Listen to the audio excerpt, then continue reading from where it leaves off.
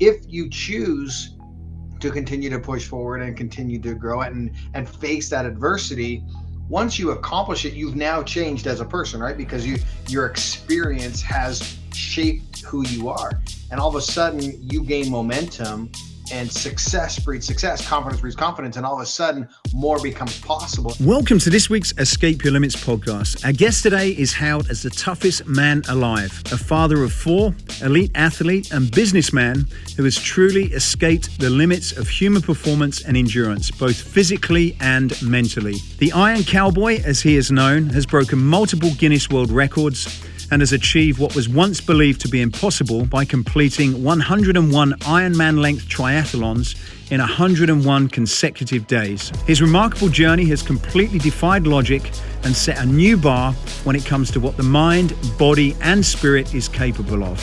So please welcome Mr. James Lawrence to this week's Escape Your Limits podcast. Mr. James Lawrence, thank you so much for joining us on the Escape Your Limits podcast. Yes, Matthew, thank you for having me, and happy holidays. That's what time it is right now. Not sure when you're listening, but hey, man, it can be a holiday any time of the year, wherever you are. So happy holidays anyway. It's the podcast is called Escape Your Limits, and as I've learned about you, I think you're just an amazing example of that statement. I just cannot believe how you've done what you've done. And I've listened to a lot of people interview and they talk about, like you have these excuses about genetics or some kind of mental trait and when I listened and tried and watched what you'd done and read, I'm thinking, well, there must be something that this guy's got that we don't have. So have you ever thought of that? You must have been running for forever thinking about stuff. Is there one thing that you think that probably you do differently to most people, James? Yeah, great question. Because people, outside looking in that maybe haven't been watching my journey for a decade, I get that, social media isn't what it is now. And we did a lot of foundational work prior to doing our last few big challenges. The reality is the only way to gain knowledge, experience, and all that stuff is through experience and actually doing things. It's funny, I've been genetically tested, genome testing, all this stuff. And there is not one single genetic marker that separates me from anybody else. I'm just like you. I'm just like your viewers. I am just totally average 5'8" white Canadian. And so there's just like nothing that separates me from anybody else. And it's just a conscious decision to show up on your journey to, like you say, escape your limits. But at some point in time, it's a choice. And you have to remove those limits. And what's interesting is as you progress through your journey, if you continually try to push the boundaries and raise that ceiling, more becomes possible and you do escape those limits. And then those limits become limitless because you continue to learn, grow, and evolve. And literally when you're in the middle of something, dude, it's the hardest thing you have ever done because that's the limit of your limits at that moment, right? That's the limits of your experience and your knowledge. And if you choose to continue to push forward and continue to grow it and face that adversity, once you accomplish it, you've now changed as a person, right? Because your experience has shaped who you are. And all of a sudden you gain momentum, and success breeds success, confidence breeds confidence, and all of a sudden more becomes possible. And then you're like, oh, okay, that was once my limit, but now I've escaped that and I can achieve far greater things. And so every time we choose not to quit, our limits expand. Is there anything that you can think back when you was growing up that kind of set a seed to some of the things that you went on to do? I guess at quite later on in life, really, because you failed in what some people would say in business. You had a great business. You in the mortgage business, I believe, in 2008, and that was technically a failure. So how were anything that happened when you were younger that sort of triggered what you did, and what was that moment when I guess you kind of failed in business? How did that impact you positive or negatively? Yeah, for me, I grew up in Canada. I've got 3 sisters, no brothers. Nobody in my family has any interest in sports. And so for me, I had a massive passion, a love for it. I loved watching it. I loved participating. I did every possible sport, um, I could in junior high and high school and then post college.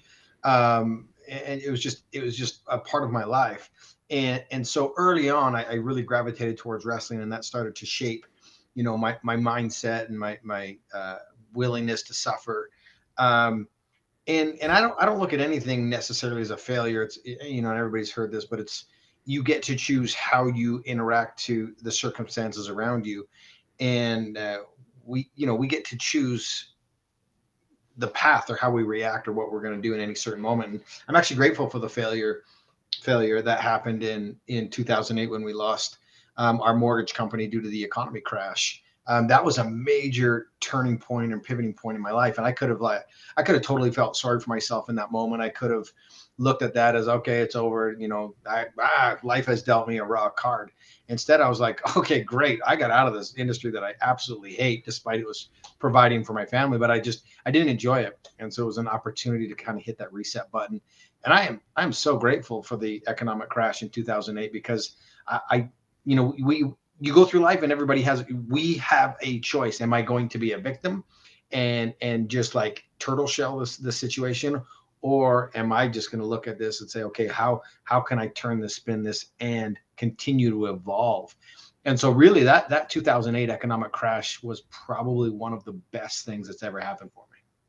It's quite ironic, really, isn't it? You went through, I guess, what you could call as a failure, and it helped you find what your purpose is. And when I talk to a lot of people, and even myself, I've been in this situation where it's like once you've got a goal, in some respect, you're quite far down the road, because it's like, okay, well, I've got that goal. Now all I need to do, but is put together a plan and take some action. But one of the things I find is extremely difficult, and a lot of people, we have this conversation, is actually realizing what that purpose is in the first place. That's almost like a journey in itself. So how do you found a great why, you found a great purpose, and you've impacted a lot of people's lives as a result of it. How does someone that's not sure about what that big goal is for themselves go about realizing their purpose? Yeah, I think, man, this is such a buzzword, and it actually annoys me. I think everyone is just like, what's my purpose? What is my reason for being? And I'm like, stop trying to find your purpose, your reason for being. Just go and do, and your purpose will find you. And man, I had no idea I loved wrestling until I started wrestling. And then I was like, oh, this is really cool. I enjoy this. I had no idea I loved golf until I started golfing. I had no idea I loved triathlon until I started triathlon. And people are like sitting there and searching the internet, and what's my passion? Do I like this? Do I like that? Well, how do you know until you go do it and experience it? And so my biggest advice to people is like, live life, go have experience, go do things, go meet people, go interact. You're not going to find your passion online. You're not going to find your passion by sitting in your home and thinking. You're going to find your passion by going out and doing. Your passion will find you in the process of execution. And so stop trying to find your passion. Just go live life, and trust me, your passion will find you. This isn't like a quest. It's something that will align itself when you're intentionally engaged on your journey. Stop wasting time trying to find your passion. Great answer. You should title this podcast, Stop Trying to Find Your Damn Passion. And it's a great example, and I think so many people get stuck in there. Okay, well, I've not found it, and so I'm not taking action. And I know you're a big person about sort of taking action and moving forward, and I suppose that probably applies in whether it's a business goal or even a fitness goal as well. Is just getting started. When you sort of started your, when you took the first steps to, I guess, your journey of what, like 100, 100, what do you call it? Because I know there's a bit of a controversy between calling it Ironman, but we'll just call it Conquer 100 full distance triathlons. What was that first step towards that Conquer 100, outcome that you received, you achieved this year? And this is a perfect example. You can't go from 0 to 100 and just go right to the 100, right? I didn't set out with the goal. Okay, like I sat down, I'm in my room, I'm searching the internet, and I'm like, man, I truly believe I can do 100 consecutive Ironmans. Because reality is you can't even conceptualize it. You can't even get to that point without going through a decade of growth and experience to where more becomes possible, right? So 10, 12 years ago now, or 13 years ago, it was like, okay, these are my limits. This is what I think is possible. I'm going to do one Ironman, like one Ironman event. And then you do that and you're like, oh man, that was amazing. I learned so much about myself and the training process. And then all of a sudden more becomes possible. And our journey took us to where I was like trying to raise money for charity. And I'm like, okay, I'm going to go break the half Ironman world record. And people are like, well, why would you sell yourself so short and just try for the half Ironman world record? And I'm like, well, because I need the experience. I need the growth. I need to learn these things. Because if I jump right to the full Ironman world record, chances are really high I'm going to fail. And that's why people experience failures, because they're like, boom, I'm motivated, I'm empowered, I'm inspired, I'm going to go do this. And then they're like, well, but I have no experience or business doing that. And people are like, well, just jump in, you'll figure it out. But they jump in and they try to do the task instead of jumping in and learning and educating and experiencing to get to eventually that part. So the 100 for me, 10 years ago when I started this journey, you asked about the first steps. I'm like, I couldn't even think of that as a possibility, because my own limits at the time are based on, and our limits as humans are based on our previous experiences in life. And so you have to go through those steps and knowledge and use those as stepping stones to get you to where you want to go. So that's another one of the big mistakes people make is, one, they're trying to find their passion. Two, they set too big of a goal and rush right to it. They don't respect it. And then they fail. And now they've labeled themselves as a failure. And now you've created that identity for yourself, and you quit. And then you certainly haven't escaped limits. You've put limits on yourself because you've labeled yourself a failure. So for me, it goes all the way back to the beginning, where it was just doing the sport because I loved the sport. It was doing the sport to try to raise money for charity and have an impact on other people. And as we went through that journey of experiencing, I got to experience growth. I got to gain knowledge. And every time we were successful in a campaign, more became possible. And then we would train as hard as we could, fail in training, so that when it comes time to executing, we give ourselves the best chance at winning. So along the way, physically, you've gone from 50 to 100 and a number of different things in between. And that's measurable. It's like, okay, well, I did 50. All right. And you know how many miles there was in order to do that. But like from a mental perspective, there's definitely been the same amount of mental growth, it seems. Can you identify some of those changes that you have or become or grown into during that journey? Yeah. I think it's impossible not to grow mentally when you continue to up the ante or push the ceiling of what's possible. And so mental strength and growth is a byproduct of showing up. I think that's a huge theme here is showing up, right? Taking action and doing. And so, for me, every time we accomplish one of those big goals, you gain that confidence. And you gain what's more important is you gain that self-belief in yourself. Because one of the biggest things that I've learned is like, nobody believes in you when you're setting these big goals, right? Everybody says it's impossible. And so it's so critical and so important to believe in yourself first on these journeys. And the belief and conviction continues to grow as you have those successes. It's the perfect example of why you don't go from 0 to 100, because you need to gain momentum and you need to start, hashing those wins in the win column. I love to say success breeds success and confidence breeds confidence. And that's why you have to go through the entire process and the journey to continue that growth in the mindset in the physical space. And so, yeah, I hope nobody is the same person in their 30s that they were in their 20s, 50s when they were in their 40s. That means you're just like complacent. You're just going through life. You're not experiencing growth. You're not pushing your limits. And so, yeah, as a byproduct of doing these challenges, mental growth. And every time we have an accomplishment, we grow mentally. And we also, you should take the time to look back on that and go, okay, what went well, what went bad? How do we improve on that? What systems do we need to put in place? And that's really how the Conquer 100 came into play, right? So we did the 50, a lot of criticism, a lot of things we did right, a lot of things we did wrong. The public came out and attacked us. You're a failure. You didn't do this. You made these mistakes.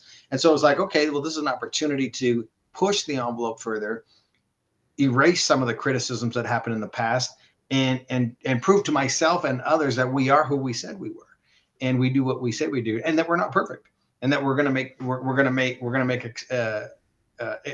errors as we go through life. And here's what's interesting is when you're the front runner, when you're doing something that nobody else has done, when you're pushing boundaries. I mean, there's 7 billion people in the world, and to be one of one, you're going to take some criticism, and there's going to be some learning even in execution. And I don't believe anybody should have the right to judge how you execute it, as long as you're doing things with integrity, with honesty, and with an open mind and open heart. Thank you for supporting the Escape Your Limits podcast. If you're thinking about creating a unique and engaging fitness space to take your fitness to the next level, then we have you covered. Escape Fitness design and manufacture some of the most innovative, attractive, and durable functional training and free weight equipment used by many of the best trainers and fitness brands across the globe. As a valued listener, we are offering you a 10% discount off many of the products on our website. You can check out the full range by going to escapefitness.com and use the code dumbbell. That's escapefitness.com using the code dumbbell. That's it from me.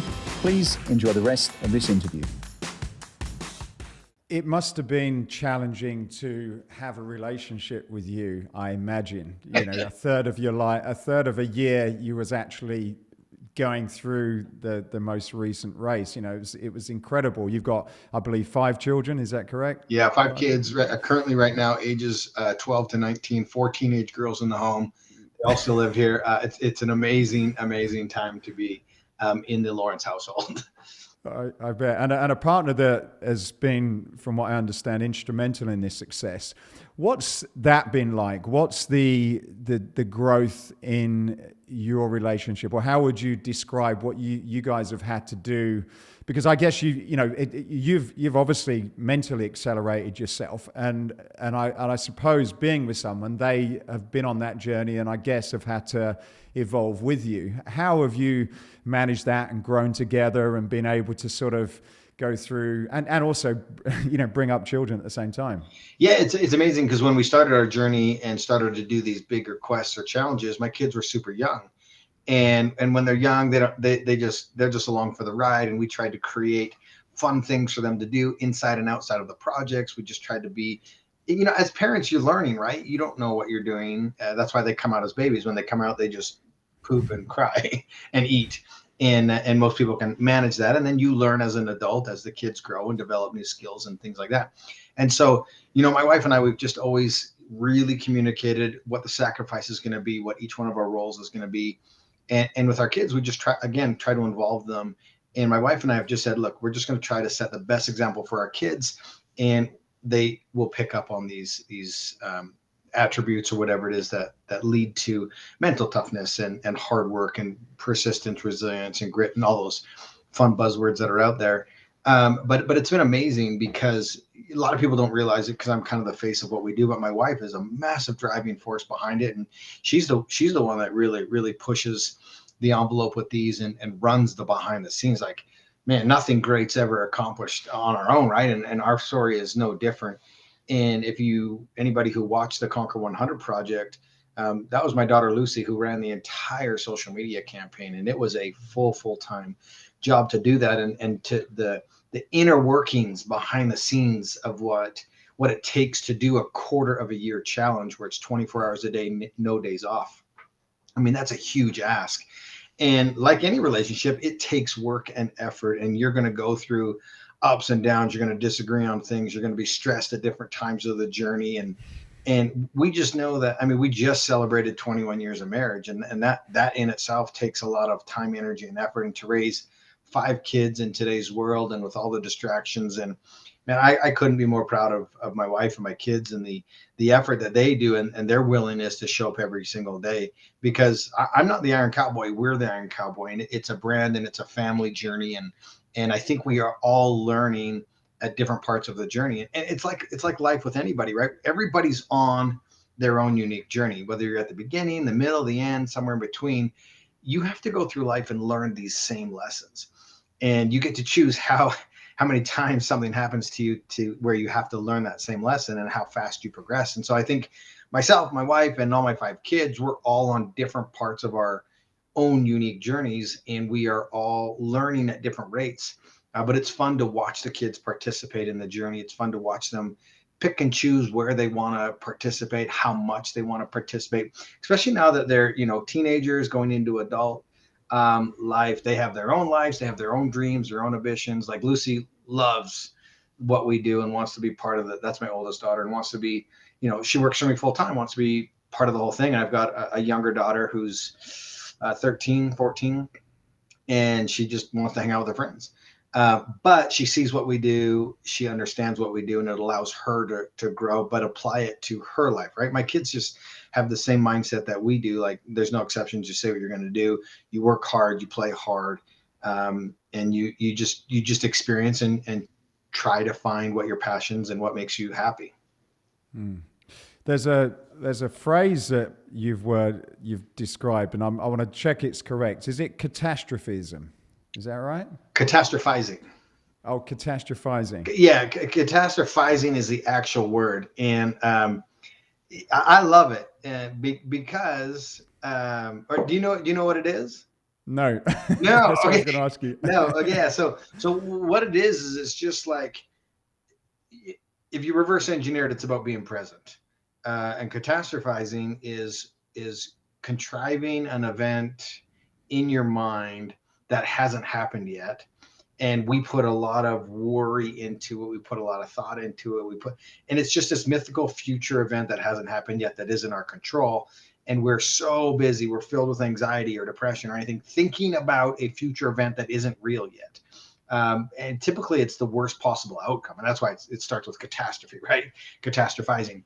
And so it's the ability to be present, to problem solve, and react off of what the current situation is. Now, with that said, we want to be conscious of future events. We want to be planning. We want to be in preparation.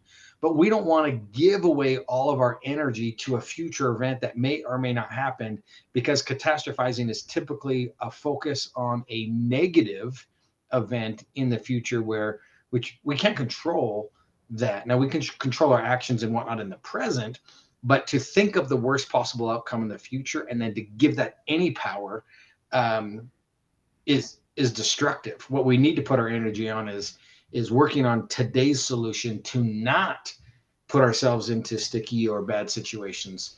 And if we get into one, then solve that problem there in that moment, but do everything we can to prevent it. So in short, catastrophizing is putting all of our energy into a future event, typically a negative one that hasn't happened, that is not allowing us to focus on right now and working on those problems and solutions. It's a common problem. I know I get caught up in it, and I guess it's probably a part of a human instinct in us, I suppose.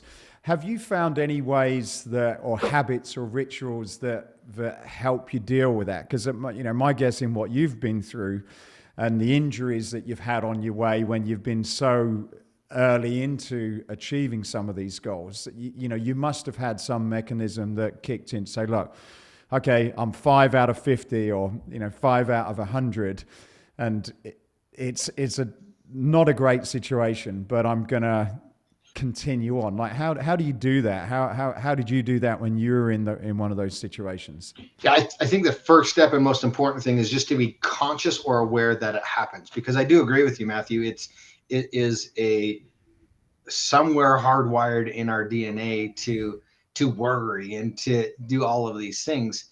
And so I think the first step is just being very conscious and aware that can and could happen, and really to have a game plan set in place to have what I call is a quick turnaround.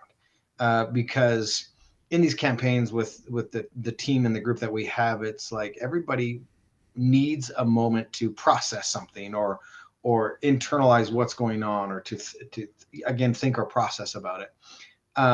But what we can't do is sit and stew and dwell on it, because that's what starts to spiral. It's like, okay, I have this thought. It's something that could happen in the future. How do I prevent that? What are steps I can take today to ensure that I don't do it, instead of like just like drumming up the worst case scenario and then saying that's today's reality, and then just boom, boom, boom, just hammering that and just getting way sidetracked. And I'm like, that hasn't even happened yet. One of the best examples I have of that is we were on a TV show called The World's Toughest Race. It was a massive adventure race. It's on Amazon Prime, in Fiji. And you know, it was mountain biking and jungle trekking and ocean sailing, just all these things, mountain climbing, navigation, just an amazing adventure. And we were a team of 4. And at one point in this journey, we were like two-thirds, fourth, whatever, close to the end. And one of our teammates we just went through a really tough section, and we came into one of the major checkpoints, and the race director was like, "Oh man, I am so excited for you guys. I know you guys are all strong cyclists. There is a monster climb coming, and it is one of the most toughest challenges on this race, but you guys are going to crush it." And one of our teammates was really struggling through this last section, and all of a sudden her mind goes to the enormity of what's coming, instead of attacking it one pedal stroke at a time as we climbed and navigated that mountain. And she got so overwhelmed because of what was possibly coming and its level of difficulty, it completely paralyzed her. And we're talking massive panic attacks, side of the road, crying, hyperventilating, can't breathe. And we're like, holy crap, like we don't even know what it is. We were basing that off of somebody else's experience or opinion of what was coming, not really. And truly, he was excited about what was coming for us because he knew our strengths.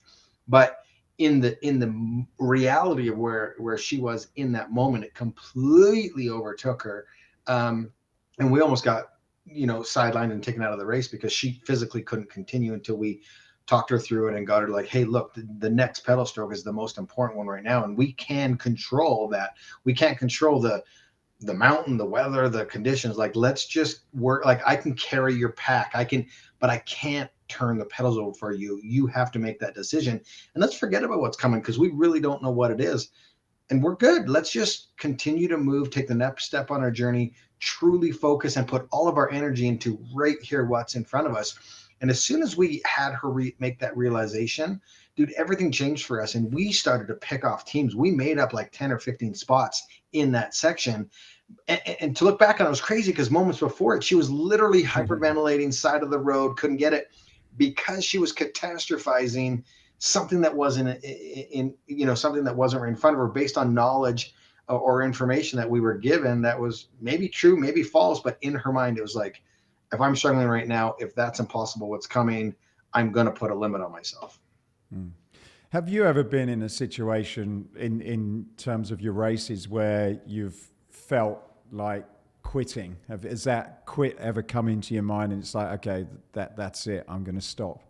Yeah, no, is the short answer. But it goes back to allowing yourself to take a moment and process the feeling, maybe cry, maybe scream, let it all out, and then getting back to task and realizing, okay, I'm not willing to quit, but I am willing to figure out the process. I am willing to process whatever emotion is I'm feeling, and then get back to task. Great example of that would be during the Conquer 100. I mean, I'm 15 days into this challenge. My shin is blown up. I'm starting to develop that stress fracture. I'm trying to manage the pain. I remember coming home and I said to my wife, Sunny, I said, look, I don't think I can manage that level of pain for 85 more days. And she was like, you don't have to. And I was like, what do you mean I don't have to? We're not quitting. And she's like, no, that's not what I'm saying. She's like, you need to put your trust in the team. You got to allow them to put you back together tonight, because we have no idea the miracles that could happen tomorrow. And if you quit today, you're not going to know. And all you have to do is focus on the next moment, not the next 85 days. And as we've learned in our journeys, like if you keep showing up in the face of adversity, you grow, you adapt, you evolve, you become stronger. And so she was just like, look, let's just be patient. Let's put the trust in the team that we've put together. We don't have 85 more days to go. You've got just tomorrow to focus on, and just internalize that. And that became, the biggest mantra of the whole campaign is like, I just have to worry about this moment right here, and the future will take care of itself if I'm doing everything in my capacity right now. Is there a big difference between being in that moment and not? And is it something that you can just like snap into to get to that, right, I'm present now. I'm not thinking about what's happening. I'm not thinking about, I'm just kind of here. What's that like? And can you yourself turn that on and off? Yeah, man, I would be a multimillionaire if I had that ability to just say, this is how you flip that switch. These are the 4 steps. This is how you do it. Unfortunately, I don't have that recipe laid out. And because everybody's a little bit different, everybody, how they process things are a little bit different. And that goes right back to probably the number one lesson in this podcast is show up and have an experience, because that's how you learn and grow. You can get motivated by listening to a speaker. You can get motivated by watching a movie or digesting a book, or but you can't be empowered unless you take action and do. And then firsthand and have the knowledge, okay, I'm backed into a corner. I'm the one that has to physically take that next step. And so again, it's through action and showing up that you learn and evolve to be able to handle those situations. If you had to deconstruct goal setting, and whether that's doing the 100 as an example, or like your fitness app that you've got, someone wants to lose some weight, are those strategies or tactics similar? And if so, what would be some of those fundamental ones that you've had to that have helped you to achieve that success that you've achieved? Yeah, we put on and teach a mindset course, and in that course, obviously, we encourage people to set the biggest goals that they can. A big part of the course is around goal setting, and what anytime I go to coach an Ironman athlete, or they have a desire to do an Ironman, they get super excited, like, oh man, this is what I want to do, and then we lay out the plan for them, and then they start doing the first workout and they struggle a little bit. And they're like, well, if I can't do today's workout, there's no way I can do that. And I'm like, well, do you trust the process? Do you trust me? And they're like, yes. I'm like, okay, great. All you have to do is focus on today's workout. That's the only goal. And if you have an intelligent, full game plan on, what you do is you set the big goal, you put it on the shelf, you reverse engineer it until you just have like a simple, very manageable task that's going to allow you to elevate and get to another level. And so that's just the biggest thing with goal setting. No matter where you are, understand that we're never the expert in the beginning. I started doing sprint triathlons. I didn't know how to swim. I bought a $400 bike, and I just really started to learn and grow and show up. And so really, you just have to reverse engineer it until the smallest of tasks in that goal process becomes manageable. There's a great book called The One Thing, and it's exactly about that. Like, set goals, reverse engineered until you've narrowed it down to the one thing that doesn't give you anxiety, that doesn't scare you, and that you can do it. And same thing with fears, right? If something scares you, you have to break that fear down to a manageable task until you can overcome that big, scary thing. So goals and fears and all those fall into that category of like, look, this thing is massive and it's scaring me. This goal is crazy and it's scaring me. Okay, let's break it down to a manageable, non-scary task. And that's the only thing you focus on. Because, like we've said today, as you progress, as you show up, you learn and grow, and more becomes possible, more becomes manageable, because you're a different person because of the experiences that you've had. Have you learned about time as it relates to goals? Like, one of the things that I've recently, I suppose, that's influenced my goal setting is the that element of time, in terms of, okay, well, how long have you got? And then that's going to, in some ways, influence what you do from a goal setting perspective. Has time been an element to what you're doing? Because I guess, or maybe not, but in some cases, I guess there's like a human body clock, and there's your, some of the things that you want to do in life with your partner and your family and things. So have you just sort of, when it comes to setting a goal, have you just said, look, I'm going to set a goal, and regardless of how long it takes, I'm going to get there? Or have you used time to say, look, I'm going to set this goal, but it's got to be done within a particular period? Yeah, I think is the first one, and I'll say that with a grain of salt. One, it's got to be done with a certain period to create some urgency so that you're not complacent about it. But with big goals, you have to have a massive time respect for that goal.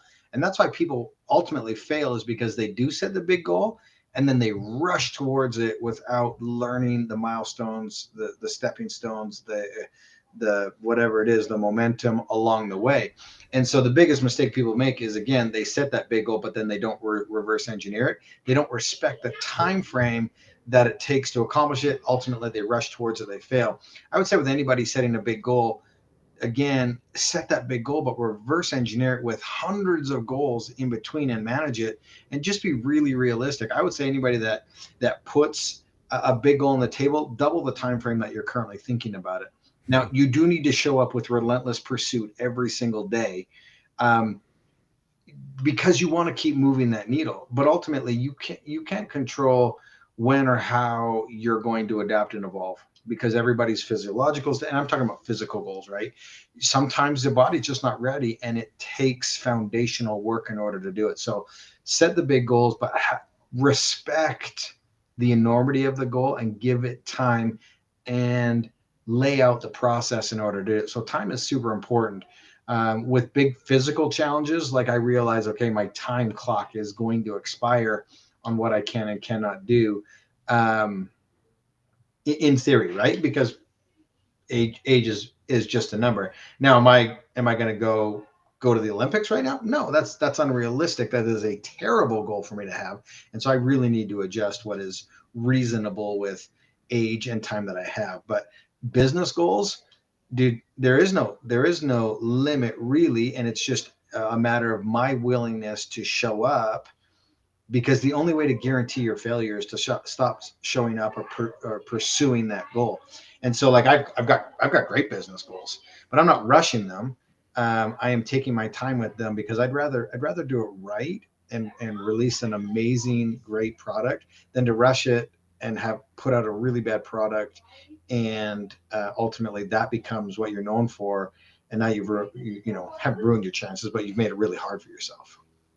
In terms of motivation, how important is it to really get clear on your leverage? Like I've listened to you talk about having just one reason isn't enough, and with setting huge goals, is it important to have huge reasons for you to do it, and to focus on some of those reasons that that are motivating you to achieve that particular goal? Yeah, why you do something is super important, and it should be always changing. My reason for doing the 50 was very different than my reason for doing the 100, and that changed. And so as you go through life, it's super important to take the time and to continually evaluate and assess and add different reasons and change your purpose, change your reason, change why you're doing something. And then, yeah, you need more than one reason. I call it a bag of whys, because when it gets really real and you're backed into a corner, you're broken, like day 15, 85 more to go, like your reasons need to be really, really sound on why you're doing it, or it's just going to sideline you, because you're like, well, that's not a big enough reason, I'm out, right? And so I think you need to do two things. You need to come up with your ethos, like the reason why, or your like ethics line, what you will and won't do, because when you get back into the corner, you can go, okay, what was my, what do I stand for? And for me, part of my ethos is, and I posted it on social quite a bit, so it's not going to be new. But my reason is like, hey, I finish what I start, and I try to set the best example I know how for my kids. Like, that's written in black and white. So when I get into a situation, I read those two sentences, and I'm like, okay, well, I haven't fulfilled either of those, and so I need to keep moving or progressing on what I'm doing, because that's my ethos. That's what I stand for. And then there's got to be other reasons why you're doing something. A huge thing and why I associate a charitable aspect to all of my big challenges, is because now it's bigger than me. Now there's other people that I can benefit and bless by continuing on. And one of the biggest things that I've learned is like, my willingness to intentionally suffer gives people hope on their journey that they're suffering through unintentionally. And I always say to myself, well, if I quit today, who am I missing an opportunity to impact? And that is a huge driving why for me. So I always, say, okay, am I in line with my ethos? Am I having a charitable impact? Am I impacting others? And am I continuing to give people hope on their journey? And if I can answer all those questions, it's an easy no-brainer. Okay, this is the answer. This is what I got to continue to do. You've referenced that it took you a decade in preparation, which I guess, looking at what you've done, it would actually make some sense.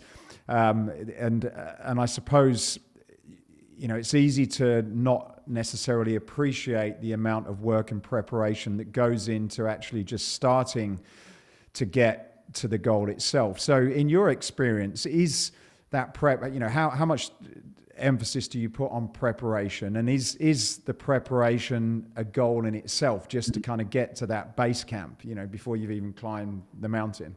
Yeah, I think the big goal is continually moving. It's a constant evolution of growth and experience. Because after the 50, I was like, I'm done. Like, that was it. I've reached my limits. I'm totally satisfied. And then I was like, well, I'm bored. I've learned more. I believe more is possible. Let's throw the Conquer 100 on the table. And as I sit here right now, I can confidently say, look, I'm totally satisfied. I've reached my limits. I'm good. And we just truly have no idea what the future holds. And I don't want to be complacent, but I also understand, as I age, these physical things maybe aren't really worth it. I have to weigh the risk rewards, things like that. And so, it's interesting as that goal or that limit will continually move. And then you just have to weigh pros and cons of why you're doing what you're doing, what makes sense, and realize that sometimes it's okay to shift the direction that you're going. I've seen a lot of people fail because they're like so set on, one direction, and this is how it's supposed to happen, that they miss opportunities that are presented to themselves because they were so rigid. Instead of maybe going with ebbs and flows, and they miss out on some opportunities or some connections that they were supposed to make along the way. I know myself when I'm running, and my run is 20 minutes. It's a fraction of what you've done. But when I do run, I have these amazing thoughts and revelations in certain times, depending on kind of what day it is and where I am and things. You must have had a hell of a lot of that time with you and your head just running forever, trying to deal with a lot of pain and everything else that's going on.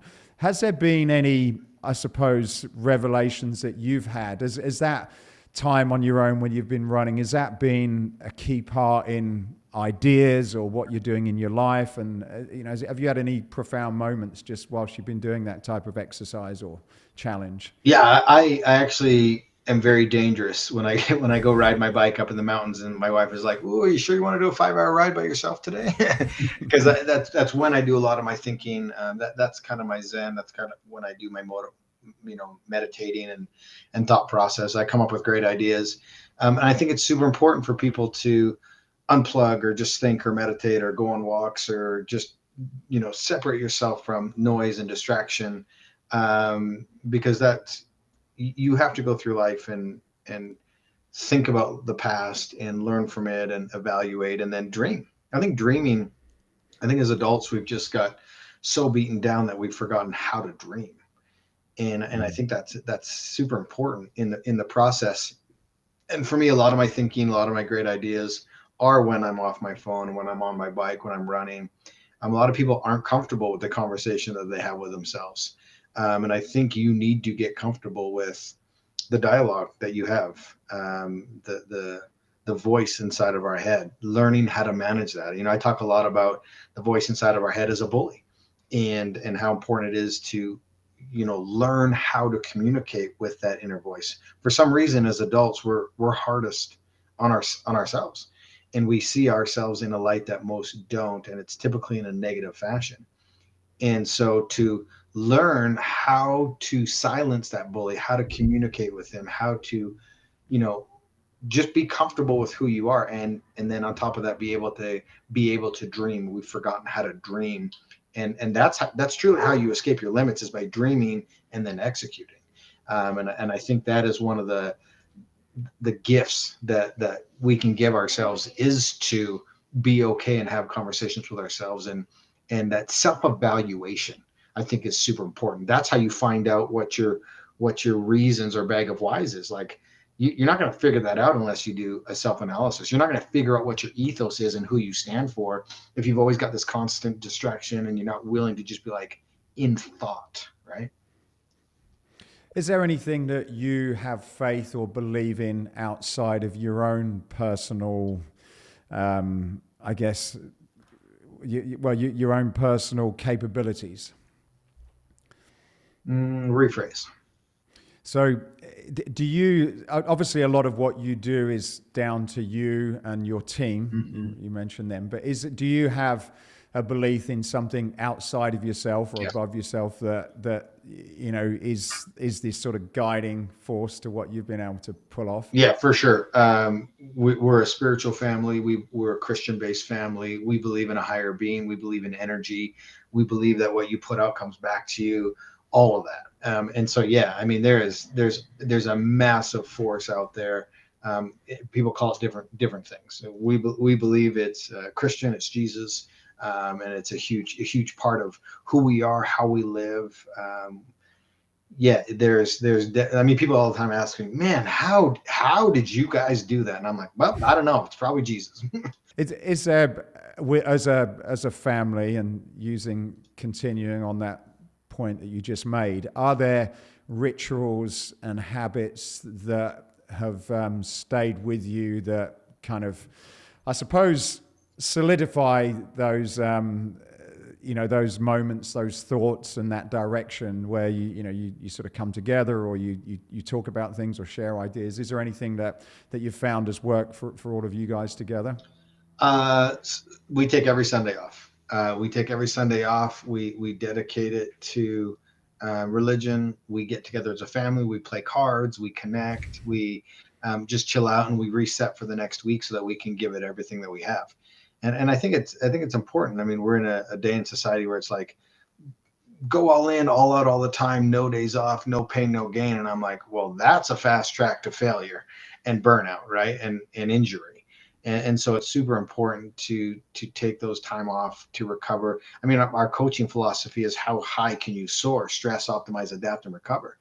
And without the recovery process, both through physical activity, both through mental challenges, both in just everything in life, like, you have to take time to check out, to relax, to do self-care, all those things. If not, it is absolutely inevitable. You are on a fast track to burnout and failure.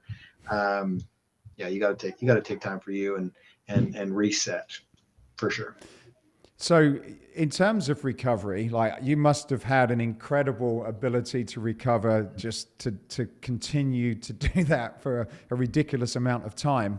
In terms of, in the evenings when you finished each race, what was some of the effective recovery mechanisms that you found, whether it be sleep, whether it be food? Like, are there some things that really made a big difference to you being able to get back on it the next day? Yeah, recovery is a huge piece of the puzzle, and it's hard when you're in a consecutive challenge and you can't take any days off. It compounds it even further when the challenge is a quarter of a year with no days off, 24 hours a day. But at the end of every day, I mean, hands-on muscle manipulation from my therapy team was always huge. Food is massive piece of the puzzle. Supplementation is huge. Sleeping is huge. I do red light therapy. I do hyperbaric chamber.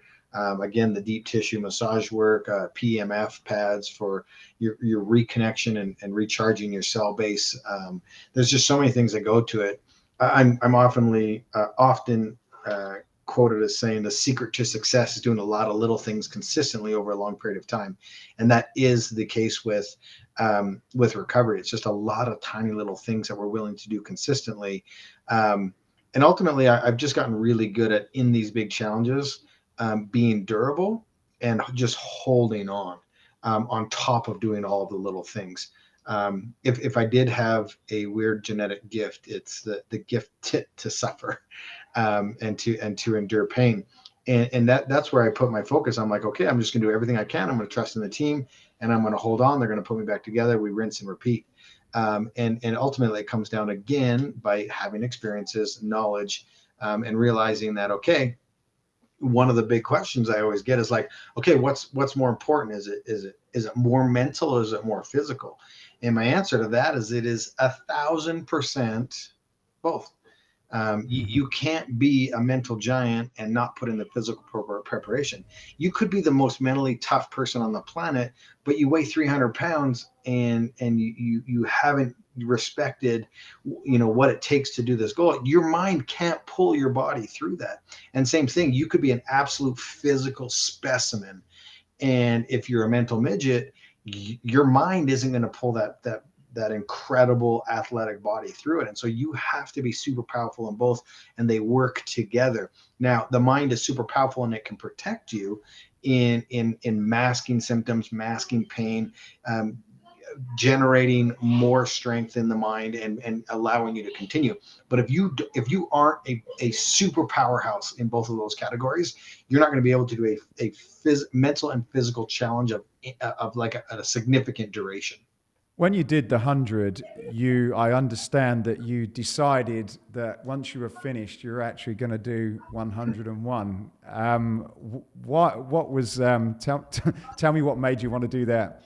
Yeah, early in the journey, if you follow our story, I always had these two wingmen with me, these two guys, Casey and Aaron. And early in the journey, Casey was like, "Oh man, because Casey did all the runs with me, Aaron did all the bikes with me, and Casey was like, "Oh man, we should do 101, just me, you, and Aaron."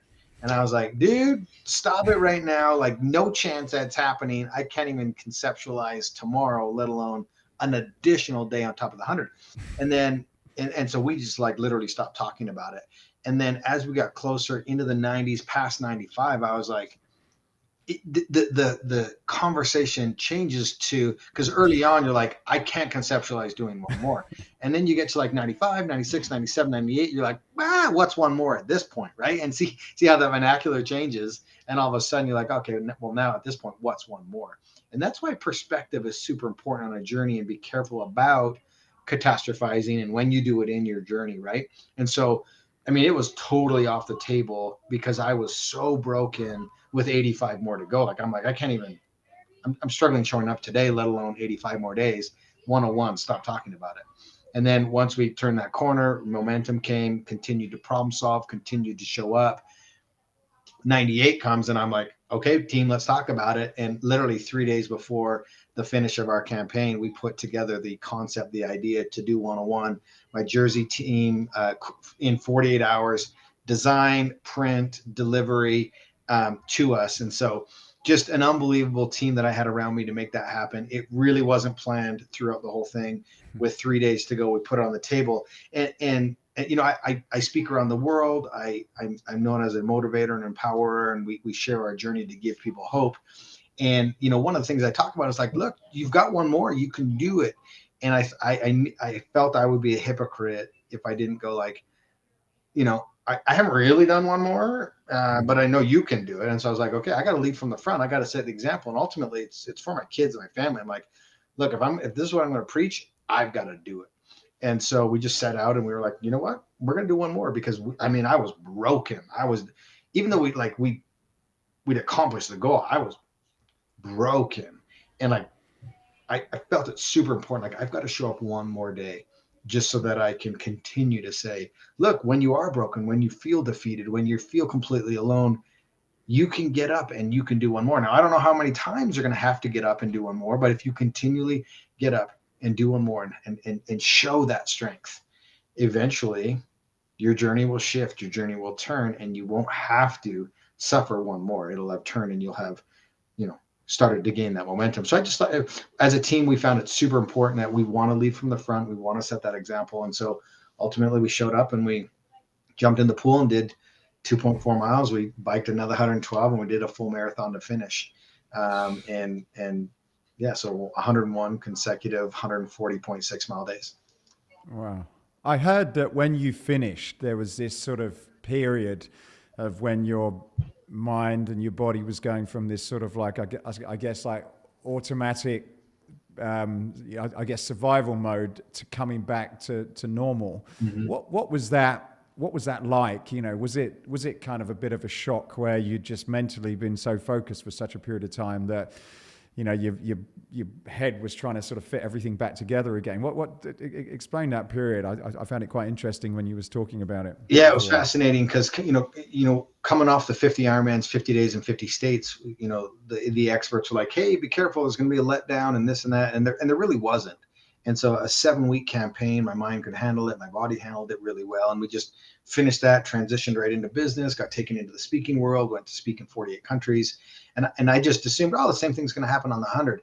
Well, there's a big difference between a 7-week and a 14-week quarter of a year challenge. And you slowly slip into this protective state that you don't realize you're in. Because it was fascinating. On day 98, the film documentary crew was like, hey, how many of these do you think you really could do? And I was like, 200, no problem, let's go.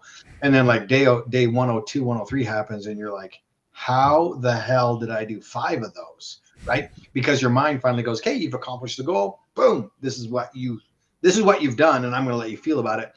And through wrestling and my training and different concussions that I've had in bike crashes, we crashed on day 59 of the 100, got knocked unconscious, and so I was experiencing a lot of cognitive concussion type of things, and there was some very, something was wrong after the 100. There was confusion, there was depression, there was anxiety, something was wrong, and so we just started doing some research, got some help. The world leading facility is right here where I live, 5 minutes from my house, and went and did some brain MRI scans and testing. And they were like, okay, we've got some problems here. It's associated with the trauma, with the concussions, and great news, we can fix it. And so I went through an extensive cognitive therapy protocols. And it's been an unbelievable blessing in my life to have gone through that. I'm still in the recovery phase of it. I'm more than 6 months removed from that challenge, but I'm still in the recovery process. I'm still being patient with what's going on. But yeah, the brain is fascinating, and to learn that we can reset those neurological pathways. Because it's a muscle, right? You stop exercising it, or if a muscle experiences trauma, you've got to do some physical therapy. And the fact that we can do that with the brain, and that there's people out there that have figured out, the brain flow and these pathways and how to fix the gray matter and all these things, it was just an absolute blessing. And I feel like a totally different person, and I'm still improving every single day. And so yeah, I'm just super grateful for Cognitive FX facility down here in Provo. If anybody's experiencing brain fatigue or brain fog or confusion or depression, anxiety, have experienced concussions, I would definitely look them up. They've got me back on course, and I'm super grateful. What was happening there? Was it because you'd banged your head, or was it also like some sort of mental trauma of just being that, going through that process? Yeah, I believe it was definite combination of both of them. I mean, I slipped into a state of just my mind protecting me from the chaos, the trauma, the confusion. I imagine it's a lot like experiences in war, a lot of the PTSD that you hear. Very different. Mine was self-inflicted, but the brain still works in that capacity. You're in trauma, and it goes to try to protect you. And then the concussions on top of that. So it was a combination of both of those things. My brain was stuck in hyperdrive, and it just wouldn't turn off. So I was in a steady state of fight or flight, which is fascinating to learn that, and then to have the news that they know how to fix that, replace it, and kind of relax and calm your brain down. And so I now have homework that I do. And the best analogy or example they gave me was like, look, you've broken your arm. We've reset your arm. We've casted it. We've now taken off the cast, and your brain and your arm or brain is fixed, but you've now experienced significant atrophy, and it's going to take time to rebuild that muscle to where it's functioning at full capacity. And so technically my brain is fixed, and now I'm going through the next phase where we're rebuilding, re-strengthening that brain. And I again, I'm grateful that I have access to this type of treatment, this type of therapy, and that I'm going to extend the life and fix the damage and self-induced trauma that I put myself through. It's amazing that the brain is like a muscle where you can actually repair and retrain and re-strengthen. It's incredible, isn't it? Yeah, really? it really speaks to, if you study, you learn, you grow, and you apply specific techniques. I mean, now we're really talking about escaping your limits, right? Like if everybody could figure out how to turn their brain on to full capacity, because you hear these things where it's like, hey, we're only using 40% of our brain.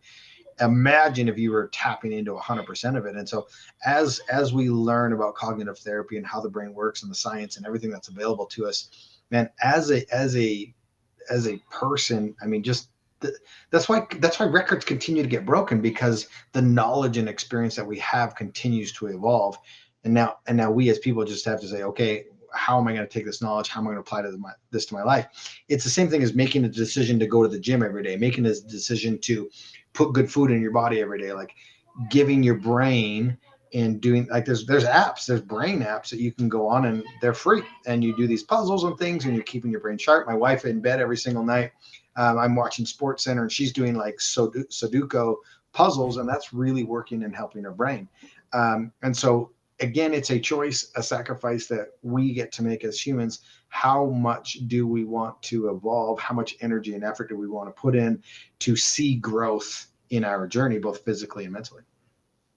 So I've got two more questions before we wrap up, but I just, if for people that are interested in maybe booking you for speaking or finding more out about you, where can people go to get any more information about you, James? Yeah, ironcowboy.com is going to be your best resource. We've got a form on there that you can fill out if you want to do speaking. If anybody does want to have me on stage and come to your event, I would suggest booking now, because I'm limiting my calendar year to 30 events. I already have 17 events booked in January. And so we're going to quickly run out of spots for that.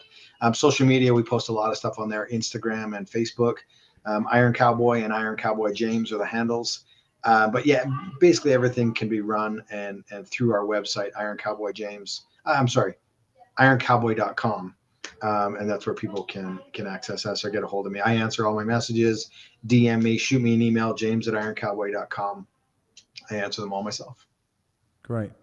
So with so many amazing goals that you've set to this day, what's the next big thing for you? Like there must be some other crazy things that you've not done yet, surely. There are plenty of crazy things I have not done yet. It's what am I willing to do?